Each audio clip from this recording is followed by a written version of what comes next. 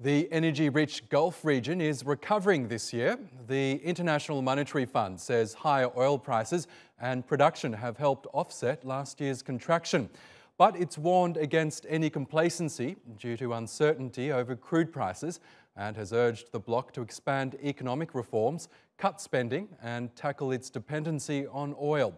Well, growth among the Gulf Cooperation Council is expected to reach 2.4% this year and 3% next year after a 0.4 contraction in 2017. The fiscal deficit for the Middle East's oil exporters is expected to drop from nearly $120 billion last year to $41 billion this year, narrowing further to $3 billion in 2019. The IMF warns oil prices remain volatile and could slide further in the coming months. After jumping 60% over the past 2 years, they've lost a fifth of their value since the beginning of October, with Brent crude falling to around $70 a barrel. If there is one lesson to learn from it, is countries need to, in fact, make sure that their resolve for improving their macroeconomic stability is there, and use this as an opportunity to keep on increasing their buffers, reducing their level of deficit outside, oil, and use this as a way to accelerate some of their structural reforms. And Nader Habibi joins me now from Waltham in Massachusetts. He's a professor of practice in economics of the Middle East at Brandeis University. Welcome to the program. So we've got a positive outlook for Gulf economies from the IMF.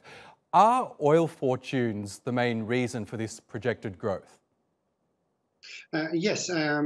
Given the decline in oil prices in 2014 and 2015, the recovery that is currently or has been underway ever since is the main factor that IMF has mentioned as the reason for the optimism, because government expenditure in these countries are generally very dependent on oil revenues. Therefore, higher oil revenues allow governments to spend more, and that will stimulate the economies of GCC countries. And of course, we've seen a lot of volatility in oil prices, not only this year, but in recent years as well. And some of these Gulf nations have been scrambling to try and make up for that. What can these Gulf economies do to, I guess, shield themselves from this volatility? Yes, well, ever since year 2000, they have tried to save a portion of their oil revenues in what are known as sovereign wealth funds. And we observed that in 2015 and 2016, when they faced shortages of revenues, they tapped into these funds. And for some of them, these are still substantial amounts. That allows them to smooth their expenditures despite the volatility of the oil revenues. But of course, in the long run, the key strategy is to diversify their economies and reduce their dependence on oil revenues. Of course, one prime example of that is Saudi Arabia. Its Vision 2030 fund is supposed to diversify its economy away from oil, which is its biggest earner at the moment, as you know. Is Saudi Arabia successful in making that transition? Well, they have faced a number of challenges. The 2030 vision of Saudi Arabia is very ambitious.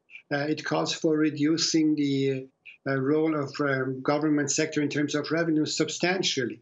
They are facing a number of challenges because of the recent geopolitical developments. For example, the Yemen war has increased the military expenditures, and the Vision 2030 requires a number of substantial investments in infrastructure, such as creation of new cities and other infrastructural projects. The rift between Saudi Arabia and Qatar has also caused some problems in all GCC economies, and especially in Saudi Arabia and the United Arab Emirates. So the commitment is still there, but they are facing these challenges. And most recently, of course, the risks associated with the killing of the journalist Khashoggi in Istanbul that has had an adverse effect on investor confidence. Okay. And the 2030 vision relies on attracting a substantial amount of private capital. Yes, so still a lot of uncertainty for Saudi Arabia. Nader Habibi in Massachusetts, thank you again for your time.